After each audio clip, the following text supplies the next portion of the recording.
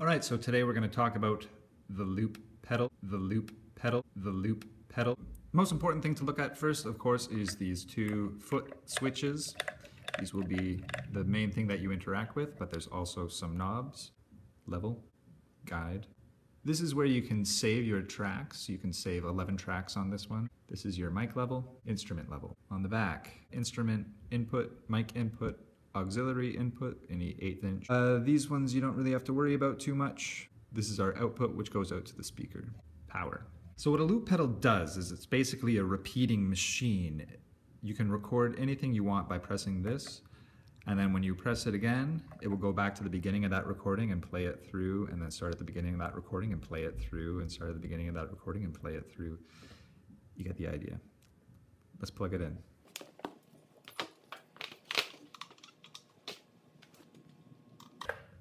Output to the speaker.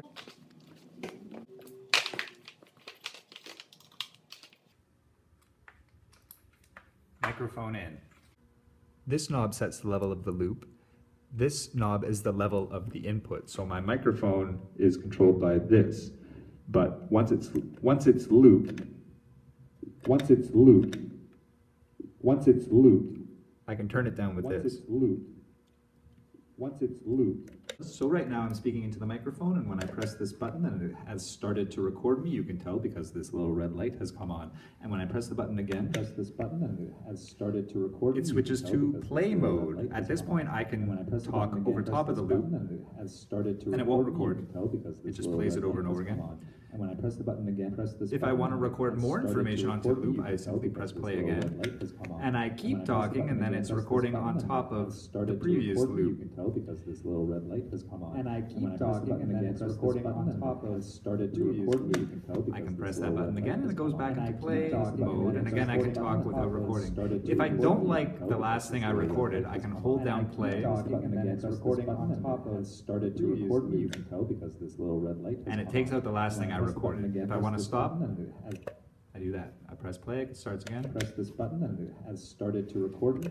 If I want to delete that, I hold down stop until those lights blink, and then it's gone. The real trick with the loop pedal is timing. You have to have the phrase in your head before you hit this button, because you want to hit it again at the very beginning of this phrase. Here's what I mean. Let's try just like a simple.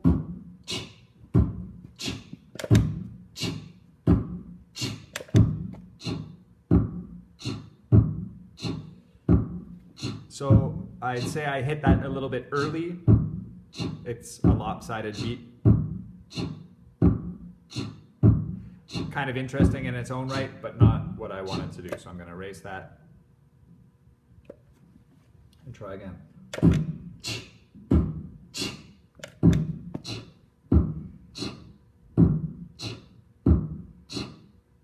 Again, that failed because there was a pause. I hit the play button too late to start the loop again. You want to start on the one of the next loop. So here's what I mean. If you count 1, 2, 3, 4, 1, 2, 3, 4, 1. So I hit this again where I wanted the 1. 1, 2, 3, 4, 1, 2.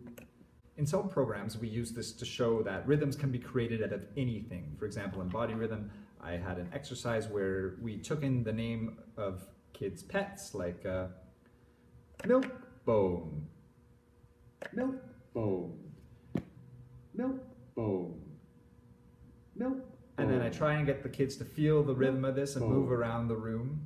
Milk Bone. Can they find a pulse from this? Bone. And then you can add another pet. Milk Bone. Cricket. Milk Bone. Cricket. Milk Bone. Cricket. Milk. Build some more. Cricket. Suki. Milk. Bone. Cricket. Suki. Milk. Bandit. Cricket. Suki. Milk. Bandit. Cricket. Suki. Milk. Bandit. And they keep moving around. See how the different names make them want to move. Bandit. Cricket. Suki. Milk. Bandit. Cricket. Suki. Another easy exercise with the loop pedal is to use it to build a simple drum beat. So you can start from scratch with the pulse. Just go.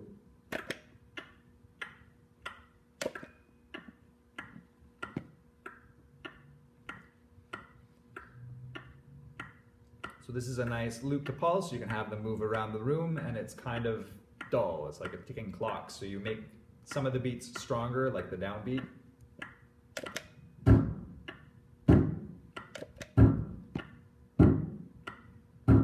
Now that's a bit heavy, so let's add an upbeat.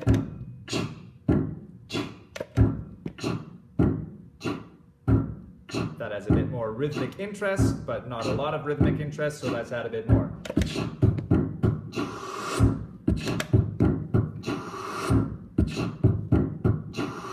There you have a simple beat in less than a minute. Of course, you can also plug an instrument into this one and then have some vocals and some instruments going. You can plug a drum machine into the auxiliary and build a loop that way, build some sound sampling loops. You'll see me build some sampling loops in some other videos. So come play with a loop pedal, borrow one if you need, but spend some time with it and you will be rewarded. They're great fun.